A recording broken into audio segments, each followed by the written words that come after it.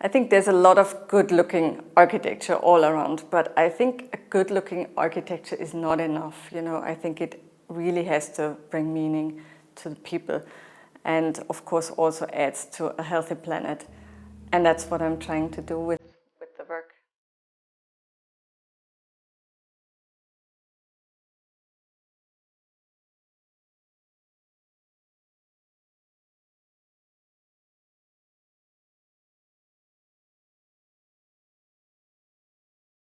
With this building, everything comes together. First of all, it's fantastic to see how the workers developed over this period of time. It was 2005 when we started. And so until we still have the core team is still involved on the site. And from my team and myself, we were like 3 times on the site, but in a very small, short period.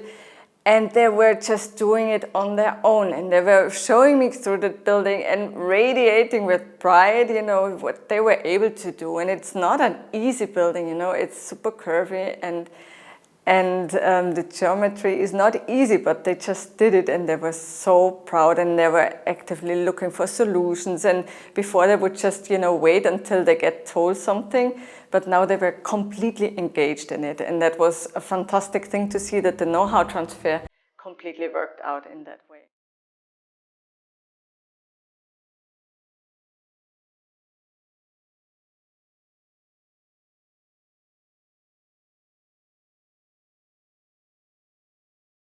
And the building itself is a center for people with disabilities, and we also had them included in the building process.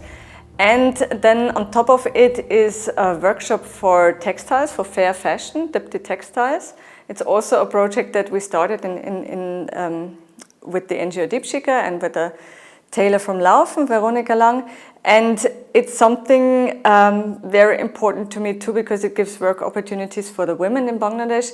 And they don't have to leave their homes and have to work in the factories where they really have inhumane conditions.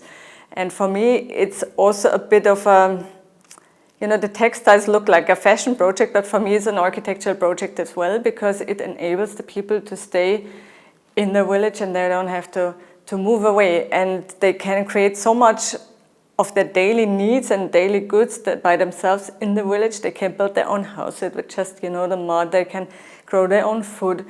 They don't have to pay for the water. They just, get it. And they also don't need electricity because it's fine. You just live in the cycle of nature, also with the daylight and everything. And there's just so much, community, and that you focus more on interaction and meaningful relationships rather than on amusement. So it really works without a lot of things that people need in towns. And the footprint, of course, is much more ecological in the village than in the towns, and the living quality. So this building is kind of bringing really everything together. From the architectural point of view, I was diving even more into the material characteristics, because in the beginning, I built everything straight, and I think it was important to show the workers, this is a real building material. You can build in a very accurate and precise way. And with this one, mud can be just much more than just a edgy, straight wall. And so this wall is really, this time the walls are dancing. And the most important thing is a ramp that is kind of winding and dancing around the building. And that ramp is essential, because that's the symbol for inclusiveness. And it's the only ramp in that area. And of course, it's the most predominant thing when you approach that building. And first is coming the question, hey, what is this? Why do you need a ramp? And of course, this triggers all these questions, why is inclusiveness important?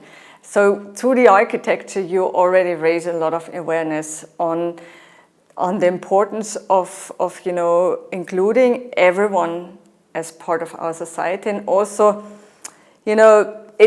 that the normal box, kind of the normal square architecture box, the functional box is kind of, well, that's one thing, but you can also kind of dance out of the road. That's the saying that we have in Germany.